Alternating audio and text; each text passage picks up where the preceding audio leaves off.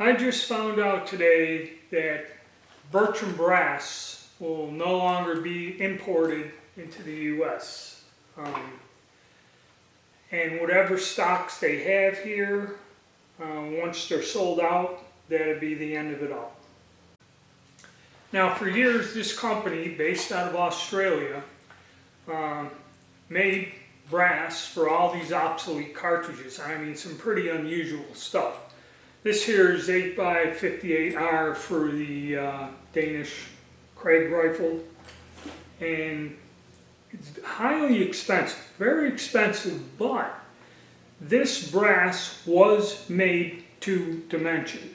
So if you got it in a gras, which was extremely expensive, it was over $100 for a box of 20, but it was actually gras brass 100%.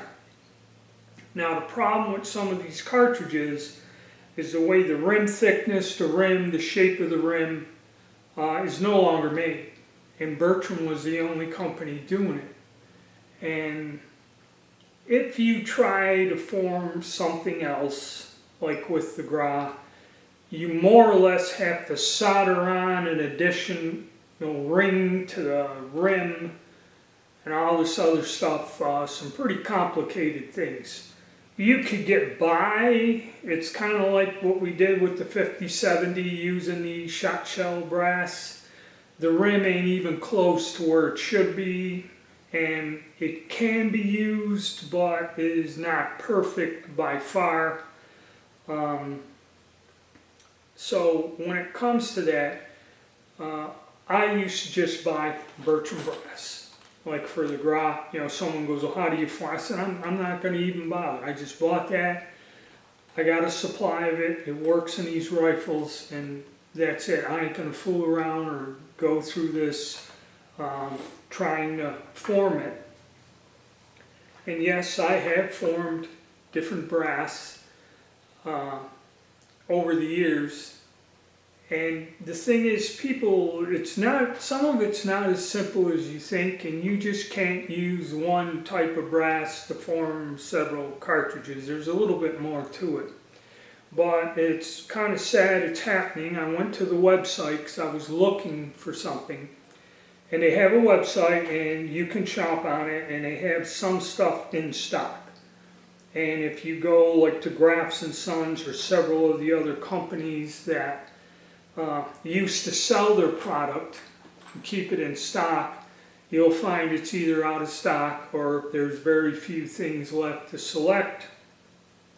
And their message on their website said, once our inventory is exhausted, that's it. We will no longer import brass into the U.S. And they said there's a lot of questions, there's a lot of reasons, and some of them we cannot talk about. So whatever the reason, tariffs, something, I don't know. But it leaves a hole in the market. Okay. Yes, their stuff was expensive. I liked using it, like the Verndl rifles. I just would buy a box every now and again, and I stocked up a large amount of their brass. And you can make the Verndl brass fairly simply, and there's people that do it, but you find out it's from a longer straight wall case, and the thickness around the neck and mouth when you form it, you can get one or two firings, and after you fire it twice, you'll find out that the brass kind of flows and expands, and you won't be able to get your bullet to chamber because the brass is too thick. And you can put an undersized bullet in there, but then your accuracy goes out the window, and you end up, what you would have to do is have a special die made to where you ream the brass. You have to take about 5 thousandths off the diameter. You either have to ream it or put the brass on a mandrel and turn the neck, actually turn. And these are complicated and difficult things to do. Or if you get a set of custom-made dies. Like they'll make a die where you run the case up in there and you just take a reamer and ream it out. But that die itself costs hundreds of dollars to have that custom made. So with whatever the reason or why they're not importing it, any of us interested in shooting a lot of these unusual calibers are now at a loss. I may cover this in members' videos of trying to get different things made up and what alternatives you have to doing it. And once again, Buffalo Arms, they do a pretty good job of forming this stuff out of some other ways of doing it, and pretty good, but then again sometimes it isn't, so kind of hit or miss there.